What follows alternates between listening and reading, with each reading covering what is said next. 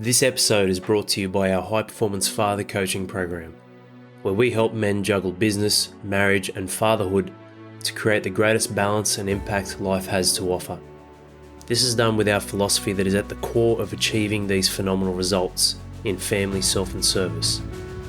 And that is investing in yourself first so you can be a true 100% for yourself, but just as importantly, for those around you that you love and care about.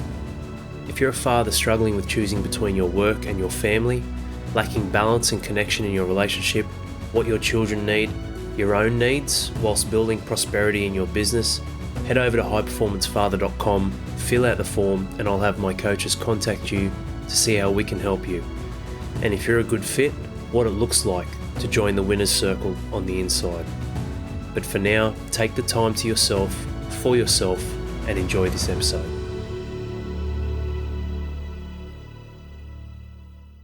So let's crack open part 2. Previous to this episode you're listening to now was obviously part 1 of the 10 life lessons from losing my voice for 4 months.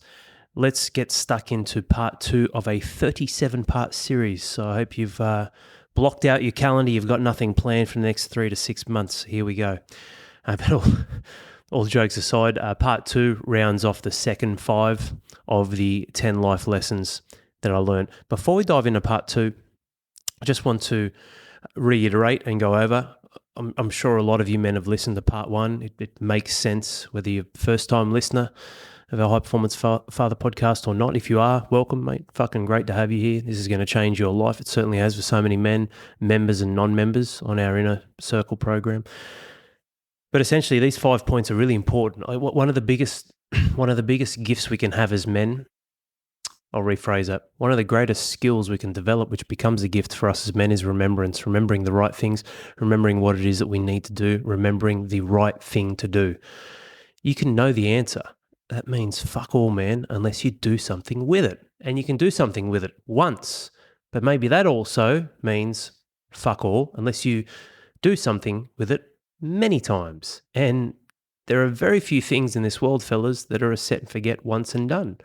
Most things are built off the back of repetition and the singular one outcome. So it might be one and done from an outcome perspective, but in terms of the journey, the road map, the pathway, the way to get there, all of that really hinges around the performance and the pattern of performance. It's not just volume. I was going to say the amount of reps and the frequency, but that's one part. But it's probably the part that most might be lacking. But there are a few, right? The pattern of performance, systems, behavior, frequency, habit. So what we're looking at is, okay, you want to make sure you try and organize yourself so you're doing things in the right order. You can have the greatest action plan and the greatest action, but if it's done at the wrong time, like me training between 5 and 7 p.m. at night, it's probably not the right time when it comes to the kids going crazy and bath and bedtime and story time and everything else, obviously dinner as well. So systems are important, the right order of things. Your behavior, so your mental attitude or approach is important. Action and attitude together. So your attitude and your action will equal your altitude. So yes, lots of actions, but actions with a high attitude, a high mental approach. That's your behavior. And then obviously the frequency. Too little can destroy you, too much can destroy you, depending on the thing. And then habit, which really becomes a part of your belief system. It's who you are. So remembering is important. It really is, because the sweet spot for a lot of you men, out of those 4 I mentioned, is probably the frequency. Hey, if I just get up and I fucking do it, if I just start doing it, if I just do it a little bit more. And it probably is the linchpin, like a habit, excuse me, that 4th one, it looks after itself. A habit is the byproduct of those 3, rinse and repeat, right? I'm doing things in the right order, which means I've got a high chance of success, a high success rate, and also that's going to influence the other 2, right? It's going to influence my mental attitude and approach and how I look at it. Not that you're always determining your life by your feelings, but they do play a role. They influence all of us. I don't care how cold stone face your look is. You really need to know that even the hardest man in the world leverages his emotions and his feelings to some capacity. Even turning them off is leveraging those feelings and emotions. But for us, it's about not just being the Viking in life, being the chief that can really pull from the Viking and the panda. So yes, frequency is important. Yes, your behavior is important. And yes, doing things in the right order is important. And all of those will equal your habits. But where the linchpin probably is just getting out and doing it. So let's go through these first 5 quickly. Emotions now, emotions later. in the previous episode, what I was talking about was really understanding the value of emotional anchors and recognizing them and knowing when to cut them, how to cut them, and then your emotional hooks. What is important? Okay, I feel this way now, but what about a feeling if this happens or when that happens? Or what about a feeling down there? And your future pace a better set of feelings so you can attach to them and go, well, they're the ones to hold on to. Fuck my feelings right now. Are they real? Are they really helping me? Probably not. And certain times when the self-sabotage comes up, the judge and the victim. So if they're not, okay, don't worry about the emotions now. You don't have to always worry about the emotions now. They are important, but not all the time in how you are right now. Just getting out and getting it done. And getting out and getting it done off the back of what can drive you emotionally in the future feelings that would be true should you be successful, follow through and complete. Second one was importance of speech. We talk about listening and leading by example, two of the most greatest forms of communication in life, but also one that's right up there with them is not talking to be heard, it's talking to understand and seeking that understanding, seeking that acknowledgement, sometimes acceptance, not always, but that acknowledgement and awareness that those who are communicating with you are being heard. I couldn't do that. Yeah. Nod, yes. Yeah. 2 blinks if you feel like you're being held hostage. But seriously, that's how it was, man, with my wife, with the children. Obviously ridiculously hard. They don't understand any of that. They understand the thumbs up and that's about it, and me nodding my head. So the importance of speech, not just to be heard, but to seek understanding, to seek clarity, and to really seek acknowledgement for the other person who you're communicating with. Gratitude, little things. I can't stress this enough, man. I don't care how big your problems are in this world. The number one solution to every single fucking problem that is in this world today is always solvable, and the pathway and process to begin solving this taken with the smallest step. Always the smallest step. Okay, my throat's fucked. What do I do? All right, look for the little things. What can I do? Exactly the same when it comes to gratitude. Thank you, Lord, for this unbelievable life. Like whoever you're praying or blessed or whatever it might be, religious or not, you are showing yourself. You're part of the universe, man. You're showing the universe, you're showing yourself. You're showing yourself a higher level of appreciation, really, for yourself and your existence inside of your life. So gratitude and the little things, and then obviously everything you're connected to, is really important. You don't need to go for the big home runs. I'm so blessed to have this, $50 million home. I'm so blessed to have 12 cars. Or what the fuck does that even mean? Like they're all outcomes off the back of actions of a specific lifestyle or journey that someone may take. The real gratitude is really in the small things. Like I've done a lot of talking lately and been pretty heavy with the talking, but really, I'm just blessed to be able to talk and to be able to recover. Even if my throat feels a little bit scratchy, I'm recovering reasonably well. And I'm grateful to be able to breathe through my nose again. I had a chronic sinus drip. So when you're sleeping at night, for some bizarre reason, most doctors don't really know the answer. Having a sinus drip at nighttime can inflame or irritate your throat. Crazy. So gratitude on the little things. Health and energy. Everything in life is important until you lose your health. Then nothing else is important. And certainly nothing else is more important, that's for sure. So really recognize your position. Whether you've got abs or not, you eat healthy or not, you must continuously do a spot check on yourself, your health, your energy, and where you direct that, for sure. But your health and your energy, physically, mentally, and emotionally. There's 3 different vessels of energy in this world. It's not just your physical output, although what you do physically absolutely affects your mental and emotional well-being, state of mind, health, and energy, 100%. That's why I love getting primal being physical because, and I've said this before and people have argued me on it, and that's cool. You don't all have to be yes men and say yes, Al. Members on the inside get it, but a lot of people who aren't on the inside don't. But your physical health is the only foundation from which everything else can lift up on. And that's a really important thing I just want to hit home with you guys. Your physical health is the only foundation from which all things can lift up on. It's really important, whether people want to pull my words apart or not, definitely pull these words apart, because what I'm saying, I'm not saying it's the only foundation, period. mental health and well-being can be an amazing foundation. Your emotional health and well-being can be an amazing foundation. There are lots of different points of reference in people, places, and things that can serve as some form of foundation to improve that area and have an overlap and improve other areas. But physical health is the only one that hits every fucking one at the same time, man. Every single one. Every single one. Like, you think about this, right? If you do some sort of mental strategy, tactic, brain work, whatever it might be, to try and invest in your mindset or mental health, fantastic. Has that made you fucking fitter, stronger, leaner, and living longer? No, it hasn't. It might be a precursor to your thoughts and belief systems and commitments to want to go out and train and exercise and blah, blah, blah, blah. But have you done it yet? No, you fucking haven't. So all of these other foundations are really precursors, but your physical health, man, it's fucking done. You're eating well, you're exercising, breathing air, getting out and about, doing what we were designed to do. You don't have to think about how that's affecting you. Your mood changes, everything, your happy hormones, chemical adjustment, everything changes. So health and energy, man, that was a big one for me. And pity party. There's nothing wrong with holding your own pity party. Just be cautious of, when you're setting the date, when the finish time is. Maybe hire some bouncers or some security to close the party down when it's going too long, and be careful of who you invite. You want to throw your own pity party? Sure, go ahead. I threw plenty over the last 4 months. We all do. We're human. I'm not saying you shouldn't. But what I'm saying is it's your fucking pity party. You're the one who's pulling the trigger. You're the one pulling the strings, calling the shots.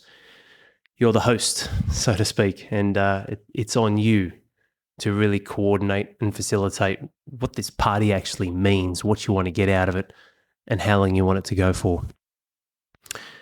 Which takes us to now number 6, part 2 of this podcast, of this episode, really, because I did want it to be a big sort of 2-hour.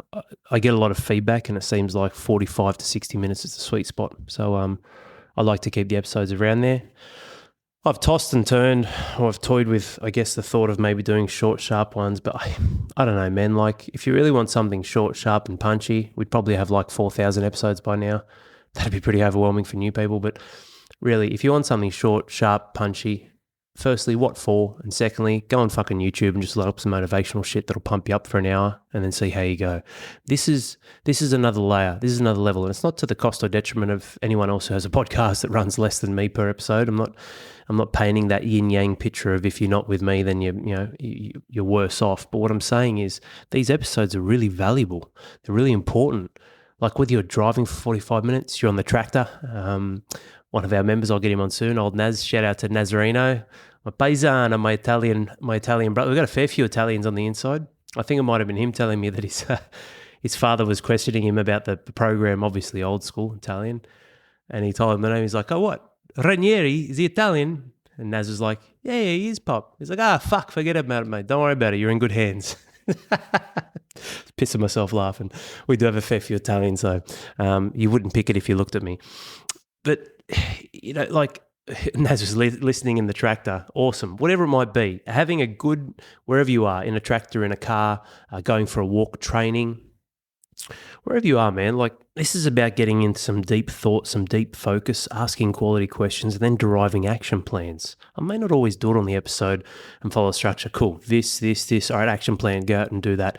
Because you're all slightly different. Like, you can listen to these episodes and be in a completely different state of mind 1 week from now, a month from now. A lot of members listen 2 or 3 times. They pull out different golden nuggets, and that's what this is here for, you to get into some deep thought and focus, and don't worry about the rest of the world. You're in your zone now. You're here with Al. We're hanging out together, and we're spending some time together to really pull apart some of the pieces of life, how we see life, the good, the bad, and the ugly, and what we can do about that. Seizing life, seizing the moment. We've got members doing intro videos, which is very inspiring. One of our members, really spoke about attention, and he said the words, more or less, probably paraphrasing him, I need to really start paying attention to my life and my wife and my children and what I want to get out of life.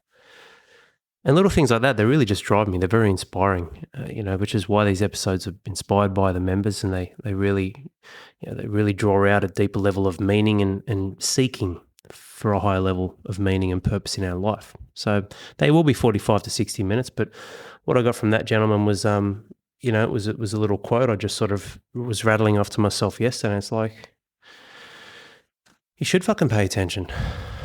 Like, you should pay attention to your life, because if you don't, guess what? Someone else will. And then you'll become a fucking slave at their bidding, at their will, doing what they want, and you'll lose focus and sight of what's possible, what you want to do, and what you can actually have and achieve in your life. So make sure you understand that, man. Like, that's what I got from that. That was just, and he wasn't even trying or angling in that direction. He just rattled off like it was nothing, and me, mate, like a drone, heat-seeking mode, bang, straight on. I was like, man, that's so true. Pay attention to your life. It's so important. It's so valuable. It's so powerful. Pay attention to your life, because if you don't, someone else will. And someone else will do with your life, your time, your energy, what they will, what they desire, what they need, which means you get nothing. Point 6, slow down and listen. Let's crack on into this. So with everything that was happening with the throat,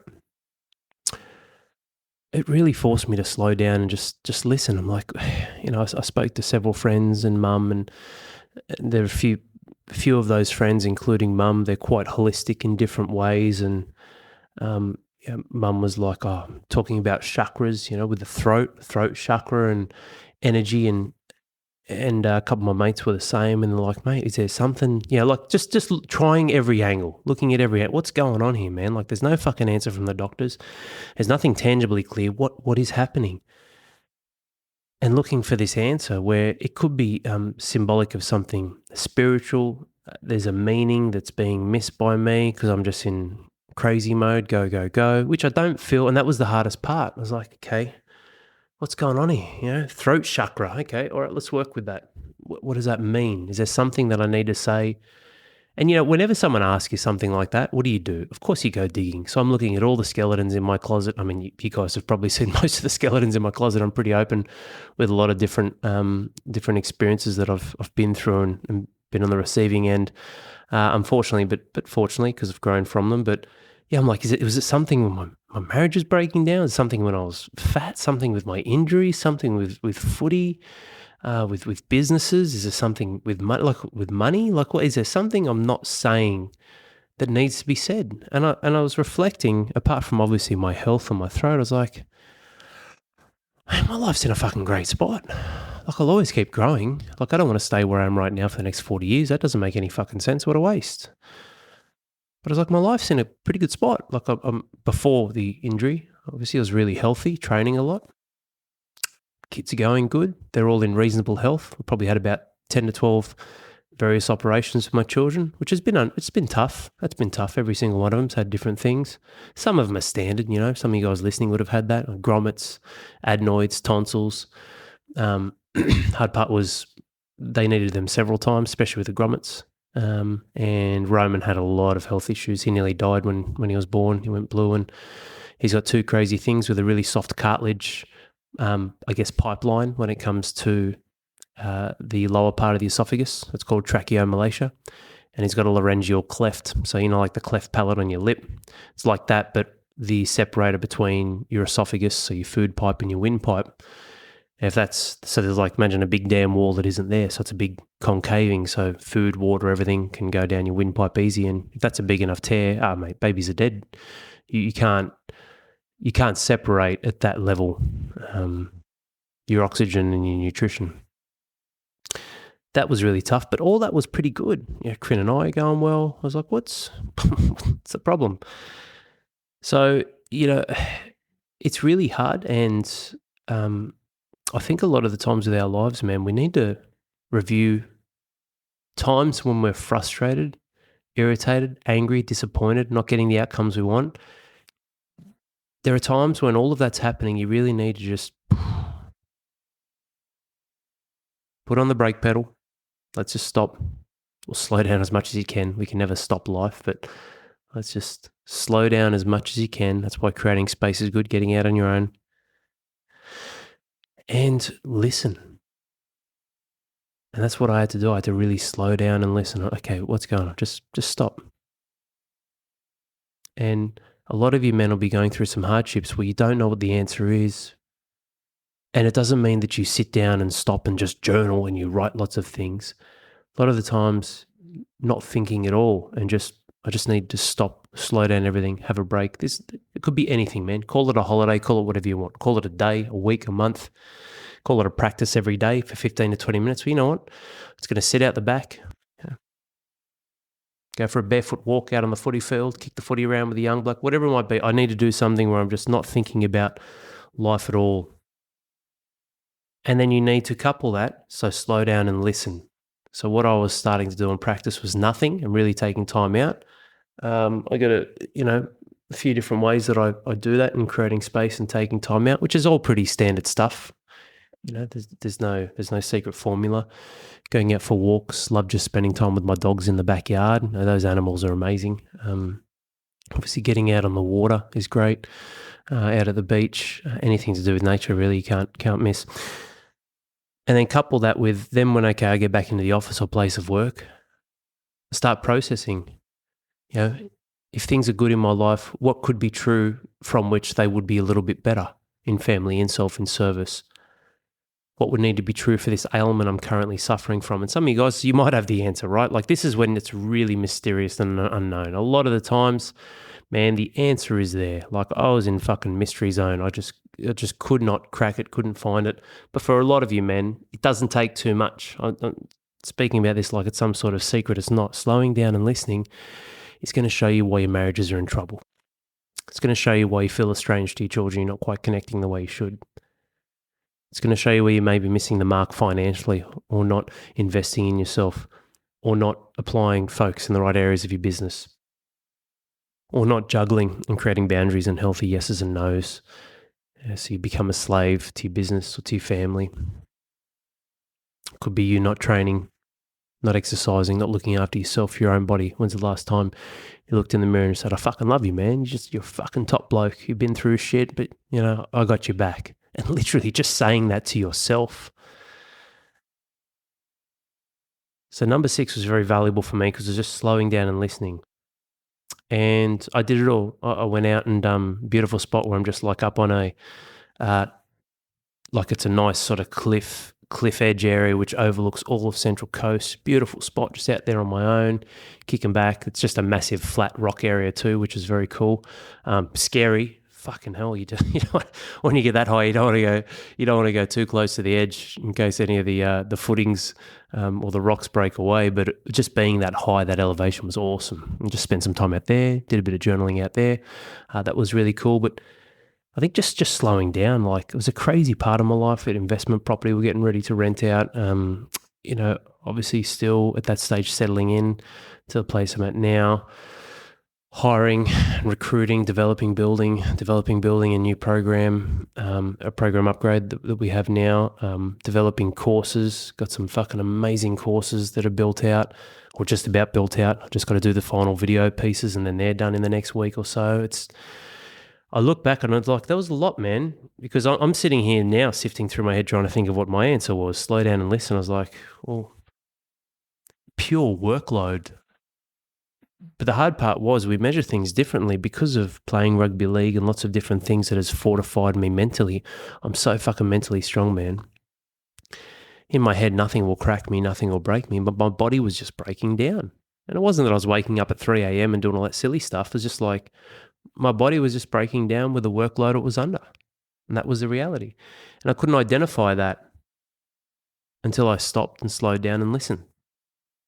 And then from there, I started to look at what we're doing and then develop leaders in the group and then obviously develop with that leadership different things I can delegate with my family, look at different ways to communicate and obviously work through that period of time, but also knowing, even though it was scary, thinking this will never fucking end, that you know what, this is why it's happened. It's because of this, and this. And then all of those things stack up to a shitload of talking, traveling, different areas, and lo and behold, that's all it takes, and the throat gets into a vicious cycle. So, gentlemen, number 6 is slow down and listen.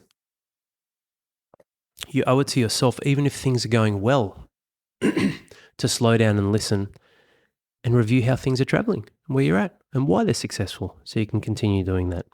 Point number 7 was the chameleon of power. There are times when, and that was probably a good one to piggyback off that last point around rugby league, I believe that football and power was seen that way. It was physical strength, domination, mental toughness, all of that mindset stuff around a battlefield was the answer. It's a great answer. You can directly correlate that to business, to lots of different things. Probably not relationships, but definitely business. Anything else that has that competitive drive where you need to bring out that testosterone, 100%. But what I started to learn was I need to find different ways to channel my power. So that came into different ways that I communicated with the team, because I couldn't talk to the team every day. Obviously, a different way to communicate with them. So a chameleon of power, point number 7 is you need to find different ways, different channels to continually progress inside of your life. You must. So it might not be talking for you like it was for me, which then became different lines of communication, different ways of exercise because I couldn't. So it was walking, stretching, mobility, not necessarily yoga, probably a little bit of that, but stretching, mobility, and just breath work, slowing everything down. So all of those are probably in a combination form of yoga, but that was empowering for me because I was doing something. And what I'm talking about when I say chameleon of power is really getting your power back through having certainty and control again. Like, think about this.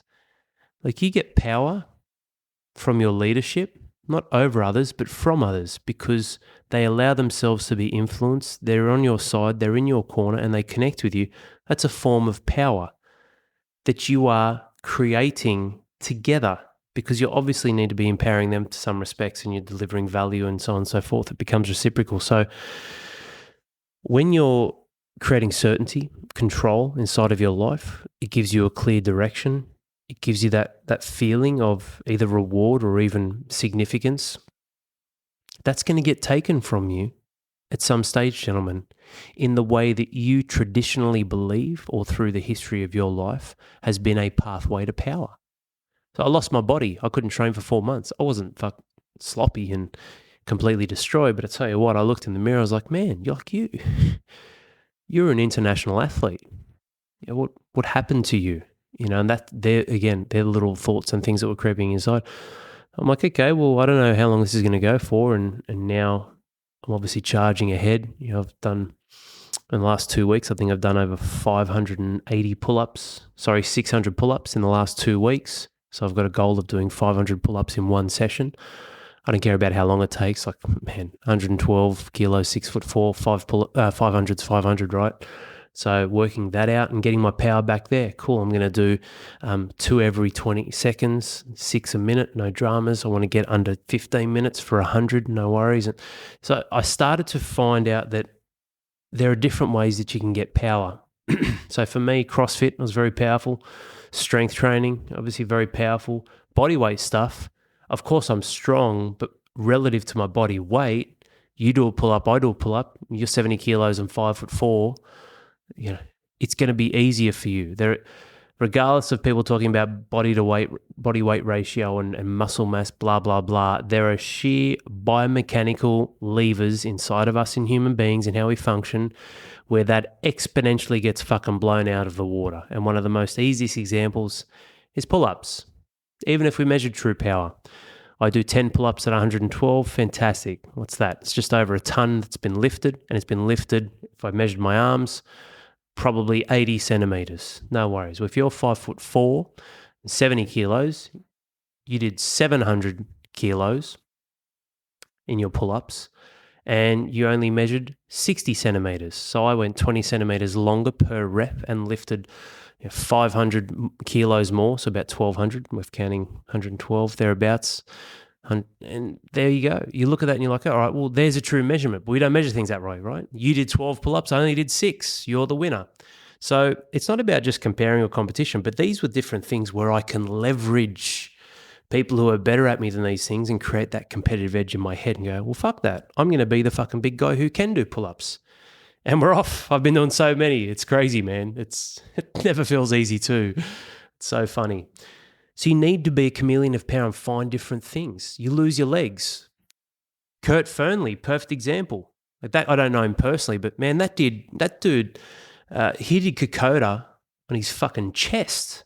Like every single time he obviously crawled it. So face in the mud, face in the shit. And literally every time he moves a meter, it's like a bench press. It's like a 60 to 70 kilo bench press. So that's fucking insane. I'm not saying if you lose your legs, okay, cool, do some upper body work. What I'm saying is that's symbolic because it's an easy one to understand, that when you feel like you lose your power in an area or position where it is commonly held that you have that power, you need to adapt. You need to adjust. The chameleon of power. You need to find different ways that you can create certainty and control in a genuine way through love and leadership, not power over other people or over other things or situations. But one thing I learned was I had to find different ways to empower myself. It was really tough. I'm like, man, I can't train the way I used to. Okay, cool. Train a different way. I can't speak as much as I want to, and I'm a phenomenal communicator. I raise my children exceptionally well because of the dialogue I create with them, their vocabulary, their wits. I mean, I'm a really good smartass. Fuck, man, they're going to be acing that. Like, it's insane how cheeky they are already. Very, very cool. I like that. You need that, right? That's going to help them in school, different environment situations with bullies. I'm also definitely going to get them into boxing, some sort of sports. Like, it's not this, hey, go tell the teacher. Someone's pushing or touching or hassling my children, like physically harming them. I say this with respect, but I want to make sure my son punches the fuck out of him and teaches him a lesson to never do that again. You guys might not agree with that. Maybe punch the fuck out of him is a little bit harsh. But I'll tell you what, that's something I'll certainly be raising my children with, the ability to defend themselves. So, yes, I'm doing all that well, but then that's taken from me. So how do I continually articulate and build this connection? I sing to my children every night. I sing to them. I sing That's Amore by Dean Martin to my daughters. And I sing a Spot. My son Roman loves Spot at the moment. So I sing a Spot song, the dog. Loves it.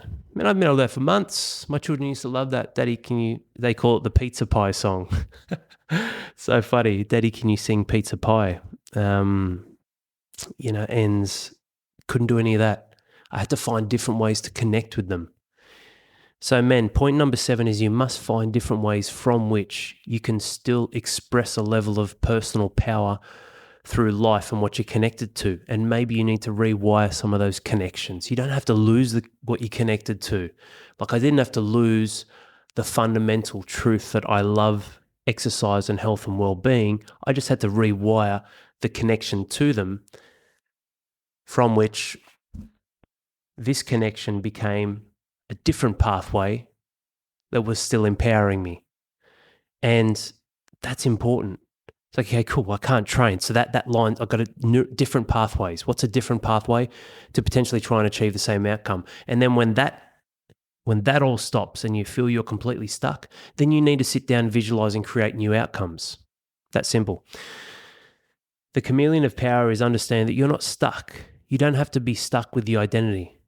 I'm not Al, the high-performance father guy, or the high-performance father man, you're not bound by labels and titles, man. There are different ways you can add value, have impact, and create influence, and create the life that you want with meaning and fulfillment in the moment. And in those moments, you just sometimes need to be creative.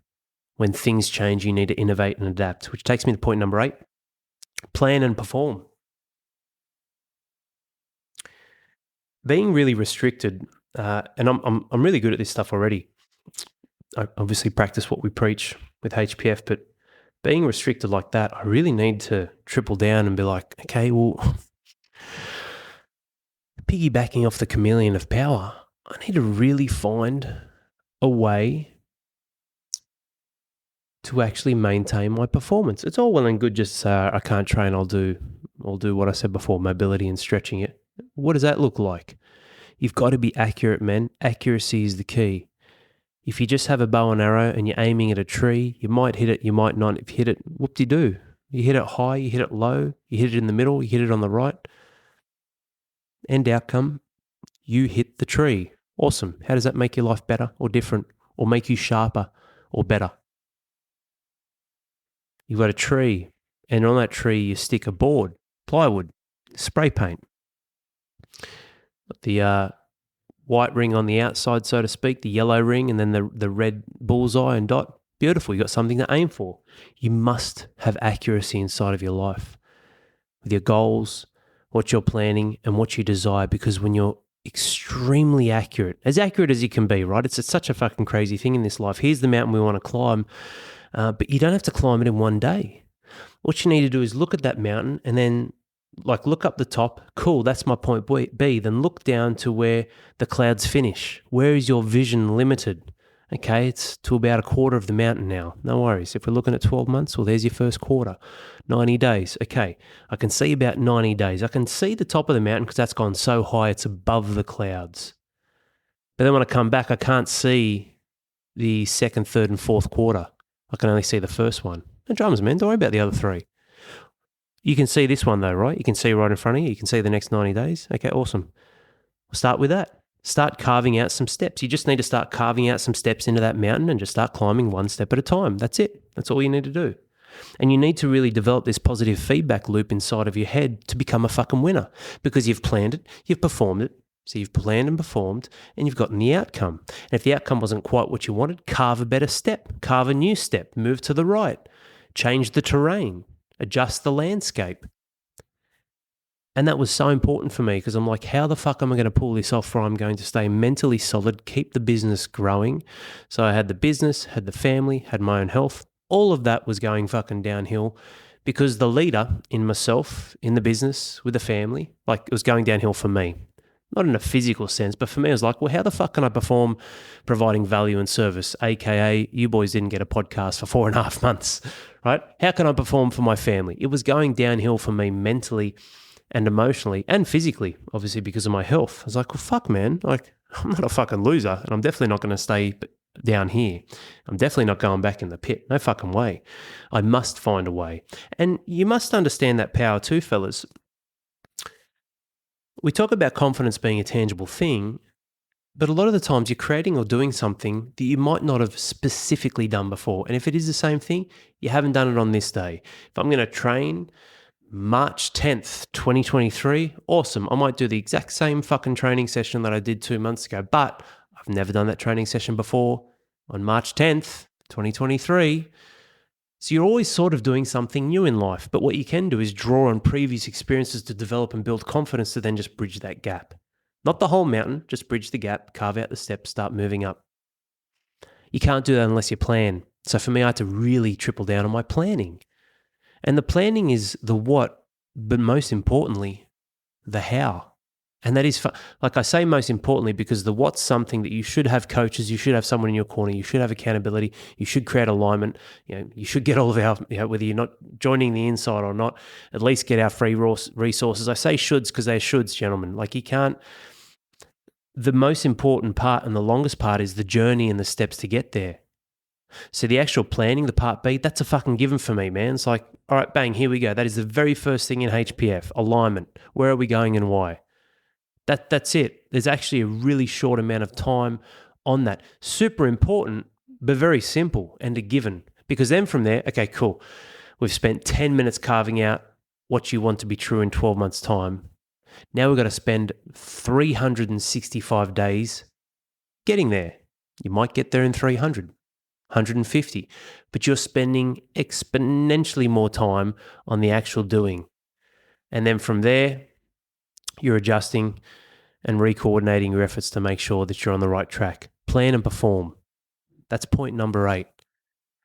And what I traditionally assumed, because as humans, we do assume, try not to actively assume, but we obviously subconsciously assume. I assume that I'm going to wake up and breathe. I assume that I'm going to breathe easily. I assume that I'm going to be able to talk. Pretty simple fundamental things to life, right? So it's natural to have those assumptions. That all got shot to shit. So I had to figure out a different plan so I could still perform. Which ties into number 7 as well, the chameleon of power. You need to adjust what's going to bring power inside of your life through your actions, but you also need to plan and perform and plan and perform and plan and perform and make sure you do your due diligence on that. Otherwise, you'll drift and you just float through space. Pay attention to your life. If not, someone else will, and they'll take your time and energy. Use it for themselves. I hope this is serving you men well as part 2. We're talking about putting all of this together before we go through the last points. Number 1, choose which emotions will serve you better, and more often than not, they're emotions in the future, which means you can triple down on just taking action now. Number 2, the importance of speech. It's very important to know that you can use your words to actually acknowledge people and help them feel understood and connected, not just use your words so you're listened to and you're heard. Number 3, it's always the little things that are the most important in life and matter the most. I'm so blessed, and they're little, but they're big, right? I'm so blessed to be able to breathe. I'm so blessed to have children, little but big. You've seen them every day. Maybe some of you guys haven't, and I feel for you, man. Like, there's some fucking tough stuff for a lot of fathers, but the point is, some of the simple things in life, the little things, are the most important. Point 3, gratitude, the little things. Point 4, health and energy. It's got to be number 1 on every single man's list, because that is the vehicle from which you're channeling life. So I don't care how good you are with business, your mindset, intelligence, your IQ, anything. It means nothing, or it's at least very limited if you're not operating at 100%. Pity parties. Understand you're the host. Don't hold them for long. Don't invite many people. And invite the people who are going to help you shut up shop and kick everyone else out of the party so you can get back on with life. Point 6 from today's episode, slow down and listen. The answers are actually always there. You haven't just positioned yourself to be ready yet to hear them. Maybe today's your day. Maybe this episode is yours, where you are ready and you do hear them. 7, chameleon of power. Power comes in many forms. Don't become accustomed to the one that's just worked for you in the past, meaning it'll work for you in the future, because maybe it won't and it needs to change. If my knee was good, especially my mindset now, I know I'm a little bit older in footy sense, but I would fucking tear up the rugby league field. 9 injuries and 9 operations over 6 years. It's a tough run, man. Not quite sure how I was supposed to make it, but even if I did make it, would have been short-lived. Your power can change if you're willing to change. And sometimes, it's not a luxury, it's a must inside of your life. Point 8, plan and perform. Regardless of how well or how poor your life is going, the more accuracy you have inside of what is it you're desiring, moving towards, and want to achieve or reach, the higher your commitment and the better your chances are of following through to achieve it. And there'll be times when you need to adapt, adjust, innovate. Do it. Just keep planning. There's no one plan. You should have fucking thousands of plans across your life. Thousands. And you perform on all of them. Because what you plan today and what you perform on that plan today, tomorrow, becomes the foundation. It becomes the brick and mortar. It becomes the bricks and the mortar to then build the next plan for the next day. What you plan today to execute on tomorrow becomes the foundation for the next plan. Points 9 and 10. Point 9, your subconscious lives in the shadows and is always eavesdropping. So your subconscious eavesdrops is point number 9. Your subconscious is a very powerful thing, man. It's a study where they did a measurement of your conscious mind and subconscious mind. Your conscious mind operates at 40 bits per second, like converting this to obviously computer processing speed. Your subconscious operates at 40,000. It's one clever motherfucker. He's listening. He knows. Your subconscious eavesdrops on you every single day. Your subconscious eavesdrops on your thoughts and your feelings. Because what that is your internal dialogue. So your subconscious is always eavesdropping on your words, whether it's inside or out, spoken or thought or felt. And that was a big one for me.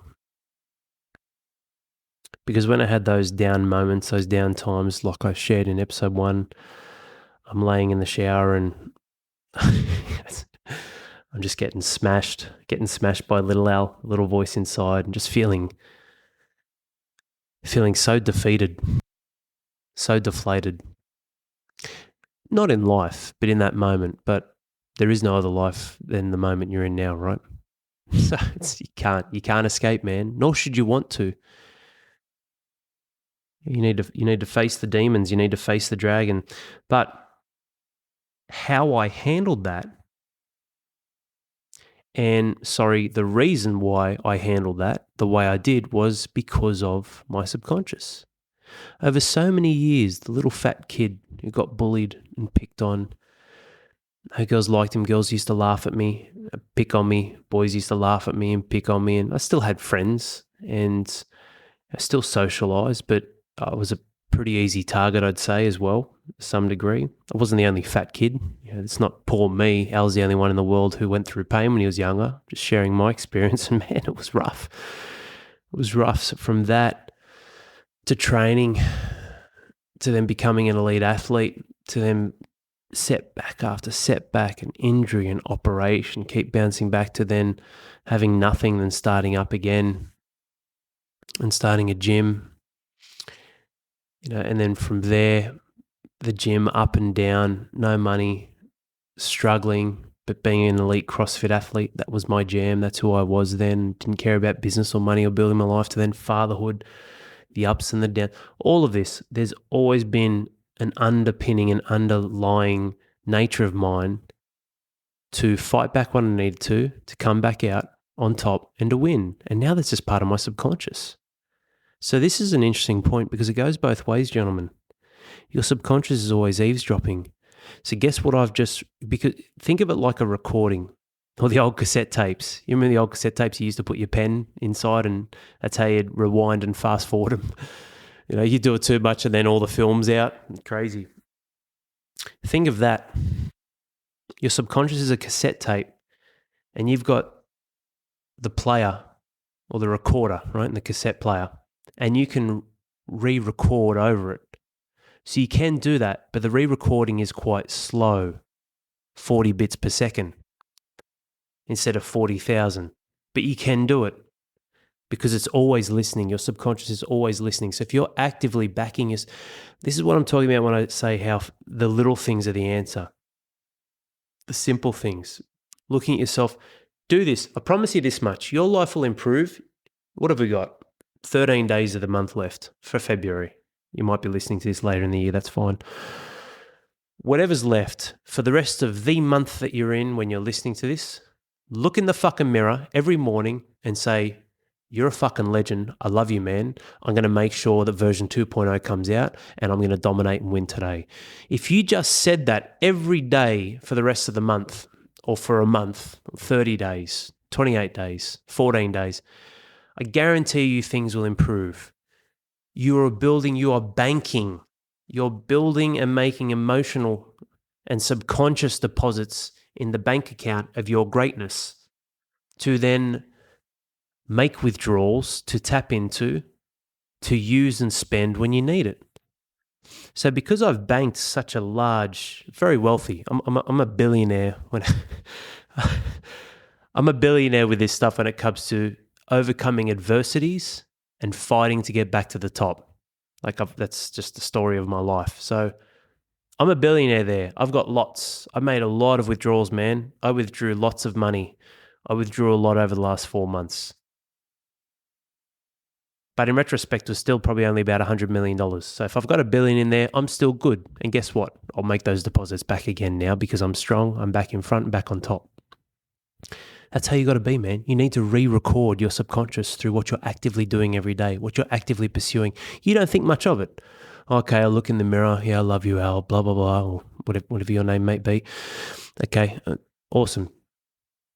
This isn't about your fucking pride or ego. Don't fucking worry about that. You're doing this for the deeper underlying version of who you are, your subconscious. You're doing this for the version underneath you that's autonomous 91% of your life. Our lives as human beings, 91% of it's autonomous. 9%, think about that. 9% is the difference between the poor fucking bum on the street struggling and getting help here and there where he can, and the man who's flying high. And the high performance father, king of the jungle, king of the castle, he's got his palace, got his kingdom, everything's awesome. 9%, that's it. So don't worry about what you actively think. Don't worry about the 40 bits. The 40,000 is what you're investing in because you'll fucking need that, man. You'll need that one day. Your subconscious eavesdrops from the shadows.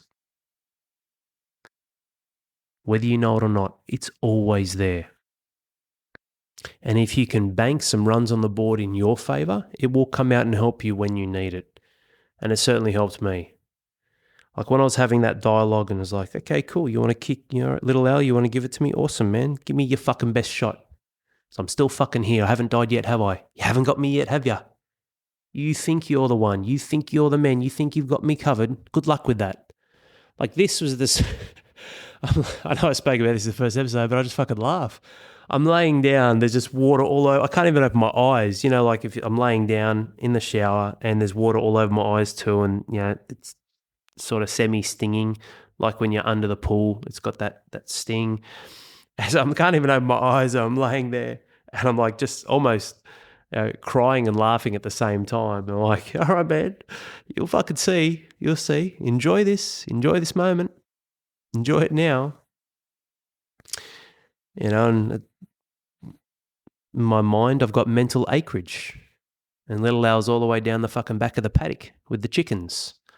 He's in the little electric fence and the coop that gets moved around every couple of weeks. So he'll come back. But for now, he's way down the back. I can't see him. And I'm not ringing the bell for dinner time for him either. Gentlemen, your subconscious is such a powerful thing. Invest in it. Invest in it right fucking now. Think about this. Some of you men have, obviously some of you haven't, but think about this. Some of you men, over 200 episodes. Some of you men have gone through every single episode, over 215 episodes of some Big Red, some Al love. Someone in your corner throwing some great stuff your way and supporting you, in your corner, believing in you, wanting you to win. What do you think? I mean, some of you men haven't met me and some maybe never will, but what do you think that's doing for you? And it's not even my voice or who I am or HPF, or some of you will see this and then you'll become, so in tune with everything. Like, man, I've got to be part of this on a bigger level. And that does happen. Men will listen to our podcast, they reach out and they join on the inside. Fucking awesome, man. That's great. And then we obviously 100x what a simple podcast is. But all that aside, just listening to this, man, this is very empowering stuff, and believing, backing yourself, owning the truth, standing up to the facts, facing the dragon or the demons in front of you, conquering it, taking relentless action. Your lives will improve. They must. Or spend an hour watching fucking bullshit, brain dead. You think that your subconscious is turned off? You're sitting there and watching TV or watching romantic comedies, and then you're fucking bitter and disappointed with your wife. Watching movies in Hollywood, they have sex and old mate fucking comes in her and then they roll over and they're having a ciggy and having a laugh. What about the shit dripping out of her and she's got to go to the fucking toilet and wipe it up with tissue? You don't see any of that, do you? None of the nitty gritty and all of the glorified bullshit, which isn't real, right? You think your subconscious is turned off? Man, I can't fucking stand looking at a rainbow now. It's fucking disgusting. Like, it kills me. And it's not because of gay people or lesbians. It's fucking killing me. The way that bullshit is getting fucking shoved down our children's fucking throats. There's a centre on display up here at Central Coast. And the whole Mardi Gras celebration thing in an area for kids. Get the fuck out of here. You're fucking kidding me. This bullshit for fucking children. Most adults can't handle that shit. They don't know who the fuck they are. Making crazy decisions before thinking them through, let alone believing that children have the mental capacity and stability to process that shit. Yet here we go, we accept all this fucking bullshit in our life, and what do you think that's doing? That's fucking programming you. That is conditioning you. That's why I don't watch the news. I've got friends in media. I don't have an issue against an individual person or the career, what they want to do. Awesome, good for you. But in terms of the monster or the machine, fuck that. You don't tell me what I should be fucking thinking. You certainly don't tell me how to think. You just tell me what to think. And you guys really think that shit's in your corner? It is insane. I don't watch the news. I don't listen to the radio. Fucking nothing. Newspaper, fuck off. Never. It's been so many years, man.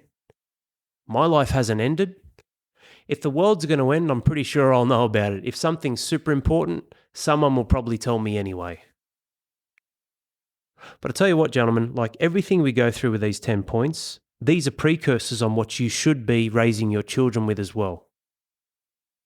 And your subconscious never turns off, ever. I used to fucking love the rainbow, man. It's such a beautiful miracle. There's one like it out back of our house and it goes into the water every now and then. Incredible. Different experience for me as a child looking up at the rainbows as it is for my children. Especially when they ask questions and try and join the dots about, no fucking way. Let's have that chat.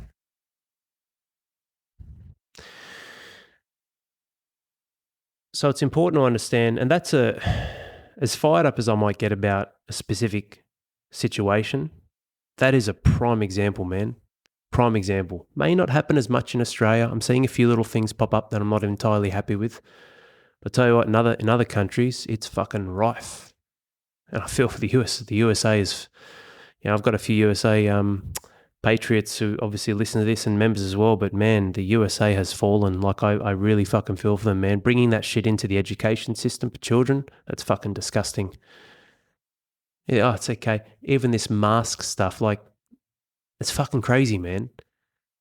Again, the dust settles and with more time, you'll see the absolute overkill from the government. Fucking overkill to the extreme. Oh, but the masks save lives. How the fuck would you know? Did you do a sample study? Have we gone through one before without and one with them? But all that aside, like sitting down in a restaurant, take it off, stand up, put it on. Like anyway, it's crazy. It was mind-boggling. For someone who's a critical thinker and free thinker, a lot of it didn't make sense. But what made me the most angriest was the children, man. And my daughter would keep asking me, like even now, she's like, Daddy, that man's just walking the street. Why is he wearing a mask? And I'm like, well, because he's afraid, sweetheart. He's afraid of what? I'm not quite sure, darling, but you don't have to wear one. Like, seriously, John, when you're going for a walk out in fucking public, out in nature, we're driving past, there's no one within 100 meters of this bloke in open air. I'm in a car with my windows up driving past. Like,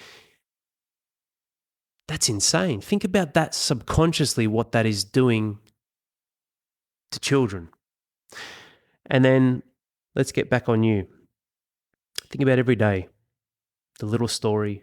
Oh, I've worked hard, I deserve a beer. All those little things, those little nuances, those catchphrases, the fucking stories, all the little shit you feed yourself to make it okay. This is all right. Everyone else is fuck everyone else. Don't do what everyone else is doing. Do what A is the right thing to do and B is the right thing that's going to continually grow and lead to your evolution as a human being in your life. Your subconscious plays the biggest role in that. Now, the gatekeeper is absolutely your actions from your active mind and your conscious, and that's the craziest part. Your subconscious is the entire kingdom. But your conscious awareness right here and right now, listening to this, both of them are working at once. Hopefully you're obviously listening and paying attention. That's the gatekeeper. You hold the keys. That's the craziest part. You don't even need to think about the most powerful part inside of you. That's almost all autonomous, but the one who opens the keys to the right doors to that power, or lack thereof, is you. Point number 10. Ironically, piggybacks off that one as well, I guess.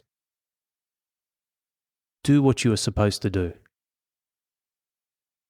With everything happening with my throat, there was shit that I had to do, so I did it.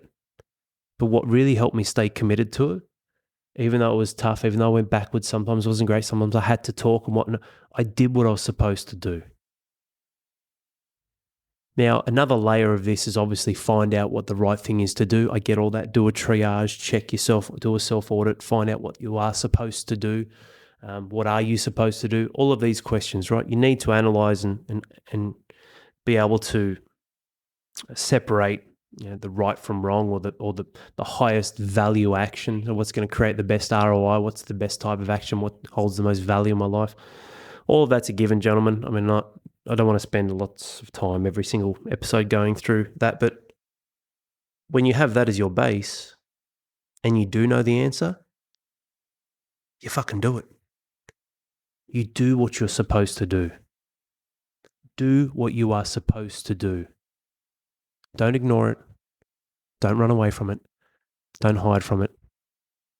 Don't push it back. Don't sweep it under the rug. Don't bury your head in the sand. Own up. Stand up. Look at that fucking thing square in the eye and what you need to do and do it. And when you take action, you pull the trigger again, you'll build unbelievable velocity inside of your life, man. And you will head towards a trajectory that is unknown. Awesome. It's fucking scary. It's uncomfortable, but great. Life is about discovery. Let's start discovering. So having this chat with my friend earlier, talking about gyms. He wants to get out of his gym and he's on a pathway of growth, younger and doesn't have kids yet. But I was like, man, now's the time. When you get kids, fucking, that's way harder. Not impossible, way harder. But the end outcome from this conversation we're having was simple. I said, man, life is like, look, you could be a woman who's obese in your 40s. This woman eventually gets healthy, fit and strong, does a certificate 3 in fitness and does a cert 4 in personal training, goes and trains at a gym for a year, couple of years, builds more certification and starts training clients and blah, blah, blah. And unreal. Maybe her goal one day in her 50s is to own a gym. Man, I started a gym when I was 26. Like, I'm a fucking fool if I have one when I'm 56. That doesn't make sense to me. So maybe on her trajectory, because of her life choices, because of where she's at in her mid-40s, good goal. You've got 20 years, go. You can go from 0 to 1 or 1 to 3. It's all just levels. Levels and layers. Or levels and vehicles.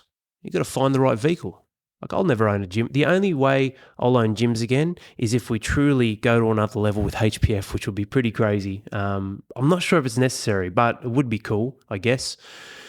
It just spitballing here would be to have like HPF hubs. Imagine that, having like a center, like a wellness center where you could come in, you could work. So an area for business, doing work, business and boardrooms and everything. Also wellness area with spas, saunas, obviously gymnasiums and whatnot, and potentially cafes. And I know people have thought about this sort of stuff before. There are probably some that exist. Virgin Active, those gyms are set up in some capacity like that. Imagine having a HPF hub like that just for fathers. That would be fucking epic. That's the only way I would do it, man. The only way and the only reason, as an add-on, as a layer, as another level. So obviously this vehicle, just helping fathers and driving this higher level of leadership and connection and opportunity, not through just an online platform, events, tribal catch-ups, retreats, but also having that as well. And having bases or hubs, the only way. And what we got from this conversation was, life is a fucking sprint, man. You better believe it. Do not think do not think of anything else other than that, and do not believe otherwise, man. It is an absolute sprint. It doesn't mean you're filled with chaos and a mindset of I have to sprint today because my life will be gone tomorrow. That's more of a reflection and a gratitude and understanding of something that you don't actually control, because you might be gone tomorrow. Live each day as your last and one day you'll be right. It's true. You don't have to bring the chaos, the uncertainty, the fear with that though, right? But life is a sprint, man. And the vehicle and trajectory, the angles just change. The angle changes. Like I'm talking about an example of someone just, older woman wanting to get in there one day, own a gym. Cool. This is the angle. It might be at 11 degrees. Might have a little kick in your step, but you started at 4 degrees. Other people might be at 34 degrees and then they have a kick up to 60. Or I'm blown away when I look back at some of the stuff we've created, man. Like, it's been a fucking savage 5 years, from the depths of despair to where we are now. It's crazy. Like, this trajectory is almost scary. I have no idea where I'll be in my 50s. None. In a good way. The only way I got that opportunity, gentlemen, was doing what I was supposed to do. And that doesn't mean I was perfect either.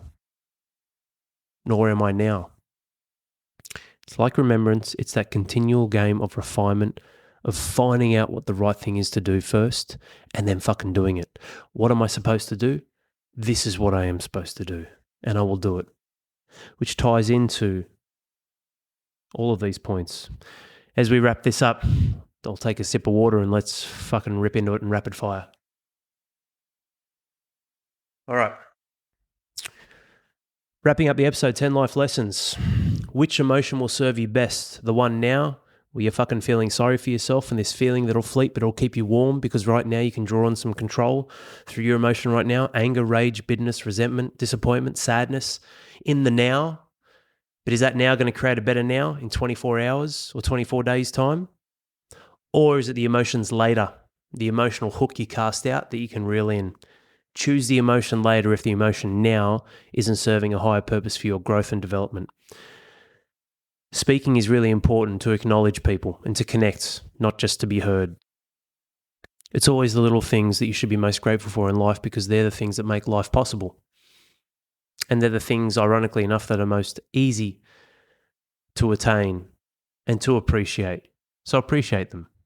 You don't need to appreciate the complexities of this Tesla car and blah, blah, blah and saving energy. No, don't worry about that. Just live your life as a fundamental human going, I'm blessed to have all of my fingers and thumbs, or I'm blessed to be able to go for this walk. Thank you. Thank you, Al, for saying, yes, get the fuck up at 5 a.m. and go for that morning walk even though I didn't feel like it. Being grateful to yourself is important too. Health is vital. You don't have that, you don't have anything.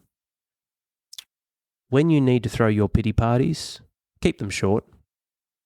It's not a holiday. You're not going to, I'm trying to think of an extended holiday. I'm sure there's plenty in America. I can't think of any in Australia, but it's not a party to celebrate and reward yourself where we're going on this. It's not a festival that goes for 5 days and nights up in Byron Bay out at Belongal Fields fucking camping. Short and sweet. Limit the people you invite and make sure you stick to a time and shut that party down. Take the time you should every week, whether your life's going good or bad, to slow down and listen to yourself. Listen to yourself, listen to the universe. And take that with the other steps as well, the other points, in your stride. When I was sitting out on the back, there was water, back there with the water at the back of our place. There's ducks, they look calm and peaceful, they get close to me, clear water. See those little feet moving around. There's a couple of seagulls. There are a couple of cranes. Fuck, Lillian's a crack up, man. She's so clever. She's so clever. She calls them emu ducks. Daddy, look at the emu ducks. Like, how the fuck do you put that shit together? It's insane. It's so funny, man. Emu ducks. Because they got that posture, with a crane, really tall neck and the way they move around, but they've got, obviously the wings and the feet like a duck. So funny. And I'm sitting there, there's a few little ants crawling up and down my legs and a few little fish there nibbling at stuff in the water. There's life everywhere, man, and it's always in motion. So slow down and listen to yourself and just be an observer. Chameleon of power. What you think is power for you today might not be your power and your point of power tomorrow. So make sure you're willing and ready to adjust and adapt and be creative in how you can position yourself to perform, to keep moving forward, to apply value to yourself and other people's lives. Takes me to point 8, plan and perform. You need to know what you're spending your finite, which means it's incredibly valuable, time and energy on. What is worthy of my time and energy? Remember, if I gave you $1 trillion and today was your last day, would you take the offer? I wouldn't. That means your life is worth... You got $1 trillion life, man. You should value that. Awesome. Let's break all that down. If it was $1 trillion, let's break that down into days or months and years, into days and into hours. What's your time really worth per hour? Value that. Plan and perform. Be accurate in what you're planning so your performance is of a higher level.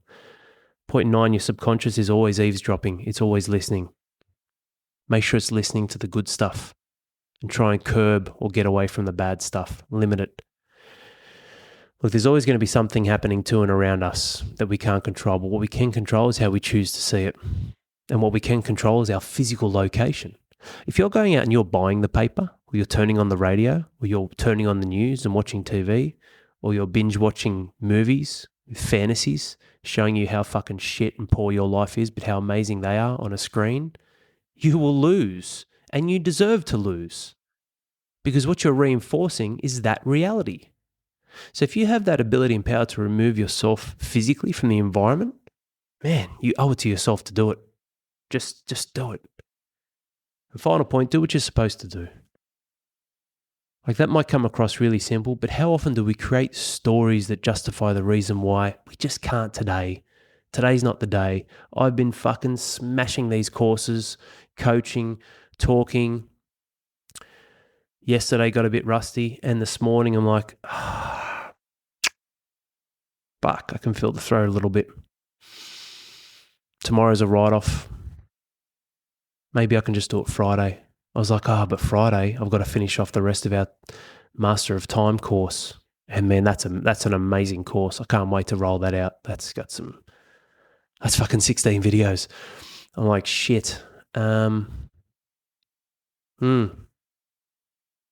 thought about it, I was like, well, you don't have anyone else to talk to for the rest of the day. Do what the fuck you're supposed to do, Al. Do the podcast, give the boys some value, commit to the men. You told them you would roll one out next week. Friday's a write-off. You say now you'll do it Friday. Friday will come up. You'll prioritize the course. The boys can wait another week for a podcast. Just fucking do it now. Do what you're supposed to do.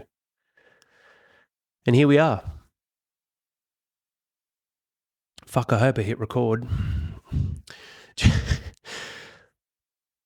Gentlemen, this wraps up the second part 2 of this episode where, this isn't about me, but I like to share and be an open book to some degree and really share a lot of the life lessons that I get, not just from the members, and I get so many from the men. It's awesome. I learn so much. I believe I learn more than I give, but what I give is so specific and accurate for these men. They value it, but I value them. And I value all of you men listening to this as well. Not far off 200,000 downloads now. It's awesome. I'm so proud of this. When I just started one day and I was like, all right, let's just get it rolling. Who is Alex Ranieri? You go back and listen to that first episode. Man, it's worlds apart. It's crazy how much can change, how much you can change. So I hope you got some value out of this and you enjoyed this second part.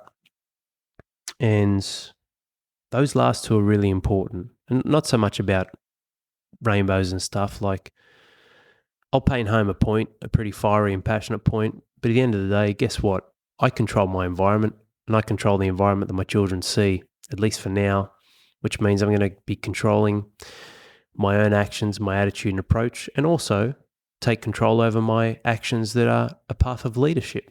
Not control my children, but my path of leadership can be to educate and help them understand the process of life, the stages of life, and where decisions come from, including your subconscious, and how important and pivotal that is.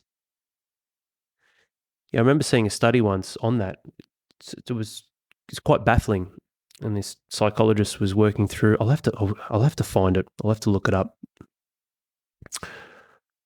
This couple that wasn't in Australia, it was overseas. Couple had a daughter, and then had a son, and they noticed some funny patterns at a young age with the daughter and the son, to the point where the daughter wanted to become a boy. And she was adamant. She wanted to become a boy and so on and so forth. And the parents, and, as traditional as they should be, like, yeah, be supportive. Be supportive of what? Supportive of your daughter who's 4, 5, 6 years of age, that doesn't really understand her life, her body, or the world. So her parents were supportive, but also like, well, hang on, there's what's going on here. And funnily enough, they went to a child psychologist, and I don't like saying the word fixed, but he, I guess, resolved the situation and she was all good. But this was the craziest part, gentlemen. Through understanding their life, how they're operating, had a lot of issues with the young bloke. He needed a lot of TLC and whatnot. What he found to be the cause, because they're all fine now, and this was years ago, what he found to be the cause was because the son had so many demanding issues and things that parents needed to address. The daughter was not getting the attention that she wanted. And she, in her mind, put two and two together in her mind as a child. Think of a child like their world is half fantasy, half real until the age of 7 or 8, or at least 6 to 7, I believe. She put two and two together in her head and was like, Billy's a boy. Mummy and daddy are giving Billy more time, more attention, more love. Maybe if I'm a boy, I'll get that too. Fucking crazy, man. Like, I couldn't believe it, but I can. Like, you can. It's so simple, right? But when I was watching this and reading up on it as well, I was like, man, that's fucking scary. Imagine the amount of parents who are just so passive and going, okay, cool, let's get your fucking blockers in. Let's get your hormone blockers and blah, blah, blah, blah. But that's what happened. He found the root cause that she believed that if she was going to turn into a boy, she would get more love from mummy and daddy. And that's why I guess I draw a bit of a harder line with how we're innately wired with two energies, a masculine and feminine energy. You say male, female, man or woman, doesn't matter. But there are two.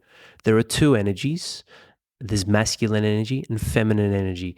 We harbor both, just like women do. A high-powered woman, more often than not, will potentially have either a higher-powered man or a beta male as a husband, which is tough down the road because her fundamental and ancestral needs are not being met. She adopts more of a masculine, which suppresses the feminine.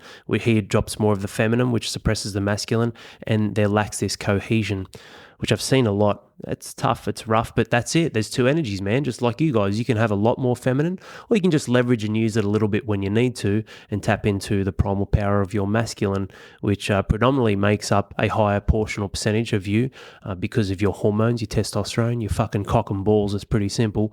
And that's who you are. That's who you are and how you're operating at a higher ratio through your energetic expression in life, is what I'm saying. That was a little bonus. Maybe that should be point number 11. We'll talk about fucking sex ed and hormones. Hope this serves you well, man. Crack on into an amazing day, night, afternoon, weekday, weekend. Above all else, I always ask this, mate, please take one thing. These 10 lessons, just take one. Out of all of this, Al, you know what? No more fucking pity parties. Or you know what? Shops shut. No pity parties for March or for the month ahead. Awesome. You know what, Al? Fuck, man. I'm actually going to start planning out my days and what I need to do. Beautiful. You know what, Al? I'm actually going to use my voice more to acknowledge, not just to repeat or not to be a parrot or not to bark at my wife or my children, but actually to use my voice to acknowledge them. Fucking ace. Well done. You know what, Al? I'm going to use this to actually improve my health and start going to the fucking gym. Well done, man. Great job. You know what, Al? I'm going to start telling myself that I'm a fucking loser and that I hate myself and doing all these little things to myself, these little mental cuts, these little internal cuts, a death of 1,000 cuts. Stop fucking cutting yourself up. I'm going to stop talking shit about myself and I'm going to actually appreciate who I am. Amazing. Well done. Take something, take all of it, take one of them and apply them to your life immediately. Take care, boys, and I'll see you soon. And that's a wrap. I hope you enjoyed this episode and got some golden nuggets with possibly one or two aha moments as well. If you truly loved and enjoyed what you listened to, then I want to invite you to share this episode with someone who you know needs to hear this. It could be your brother, friends, colleagues, your uncle, even your wife. If there's one thing I've learned, it's that none of us are alone in the hardships we face. But the solution to getting back on top winning can start with a gift from someone else. And that gift could be an episode like this, because another man transformed is another family saved, which is exactly what we're all about. Thriving and winning in life. There is no alternative. It's possible. It has been done. It can be done. So it should be done. I appreciate your support in spreading this message. Cheers, mate.